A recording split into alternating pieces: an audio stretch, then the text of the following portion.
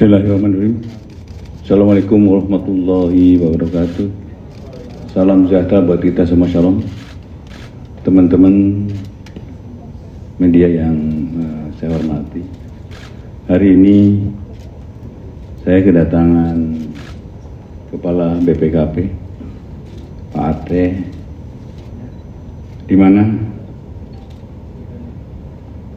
BPKP akan menyampaikan hasil perhitungan kerugian negara atas BTS Poci.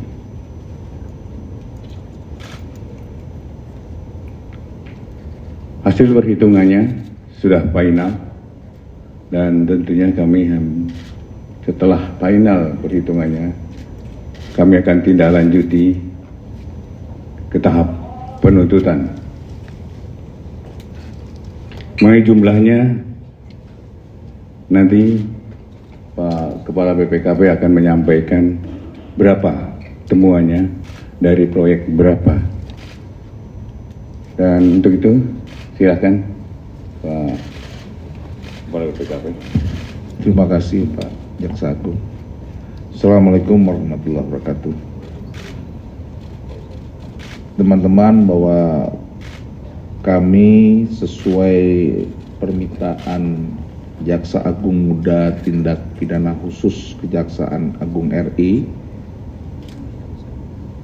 tahun 2022 yang lalu, tanggal 31 Oktober, telah diminta bantuannya untuk melakukan penghitungan kerugian keuangan negara dan bantuan keterangan ahli pada kasus dugaan tindak pidana korupsi penyediaan infrastruktur Base Transceiver Station atau BTS 4G dan infrastruktur pendukung pada paket 1, 2, 3, 4, dan 5 Badan Aksesibilitas Telekomunikasi dan Informasi atau BAKTI Kementerian Komunikasi dan Informatika tahun 2020 dan 2022.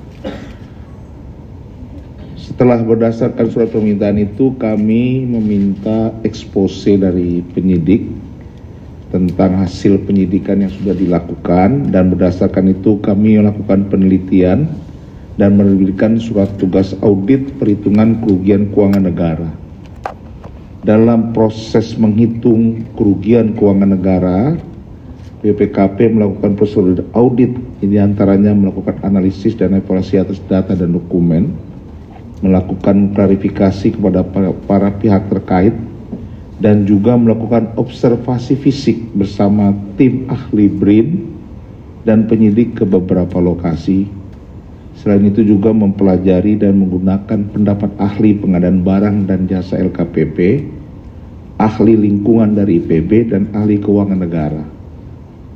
Berdasarkan semua yang kami lakukan dan berdasarkan bukti yang kami peroleh, kami telah menyampaikan kepada Pak Jaksa Agung, kami menyimpulkan terdapat kerugian keuangan negara sebesar 8 triliun 32 miliar 84 juta 133 795. Kerugian keuangan negara tersebut terdiri dari 3 hal: biaya untuk kegiatan penyusunan kajian pendukung, markup harga, dan pembayaran BTS yang belum terbangun. Demikian yang bisa saya sampaikan Pak Jaksa Agung. Saya kembalikan kepada Pak Jaksa Agung. Terima kasih. Baik Pak Ketua Kepala BPKP. Teman-teman, seperti teman-teman ketahui bahwa kami telah menetapkan 5 tersangka atas kasus BTS ini. Yang pertama adalah AAL, kemudian GMS, GS, MA, dan IH.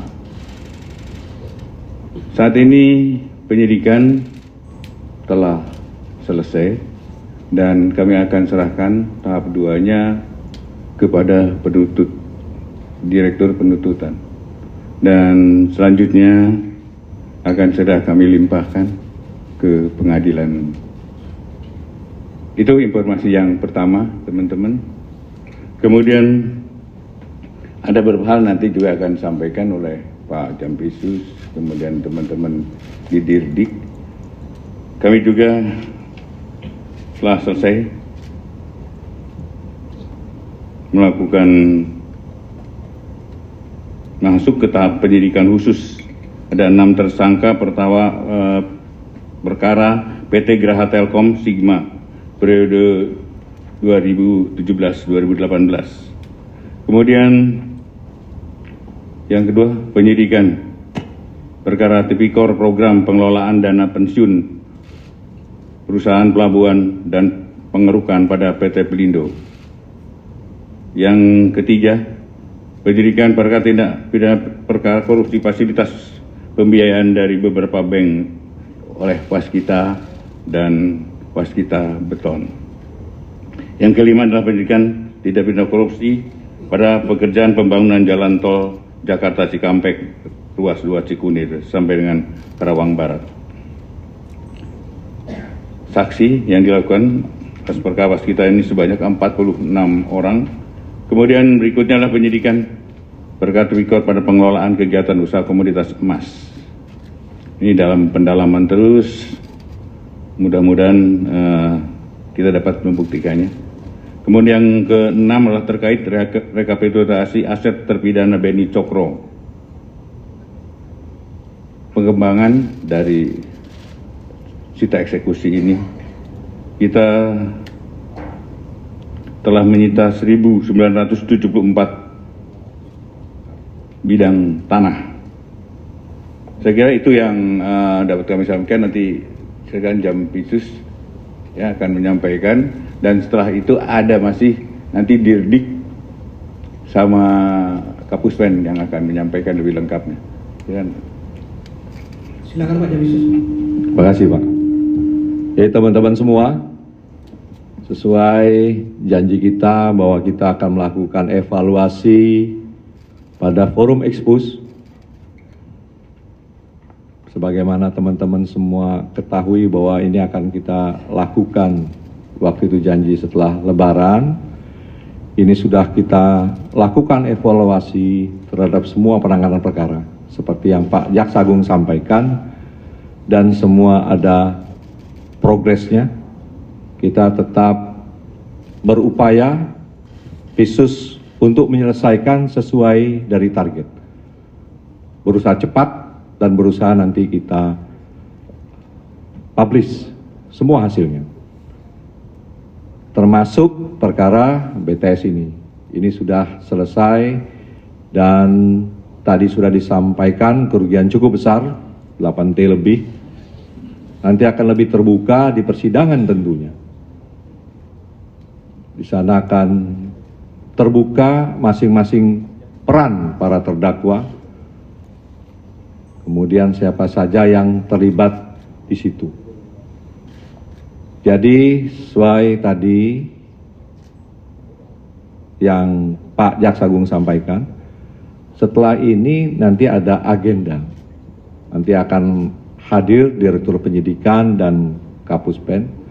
Silahkan teman-teman tanya semua, ya, tidak saja perkara BTS, tetapi semua penanganan yang kita sedang jalani, bagaimana perkembangannya, bagaimana target-target yang akan kita segera selesaikan, terutama perkara-perkara yang menarik perhatian masyarakat. Demikian dari saya. Terima kasih. Saya kira itu ya.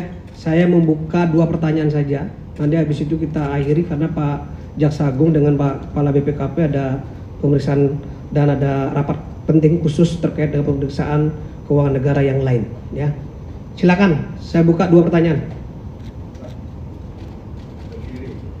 Yuk kiri. Nama dari mana? Assalamualaikum warahmatullahi wabarakatuh. Terima kasih Pak.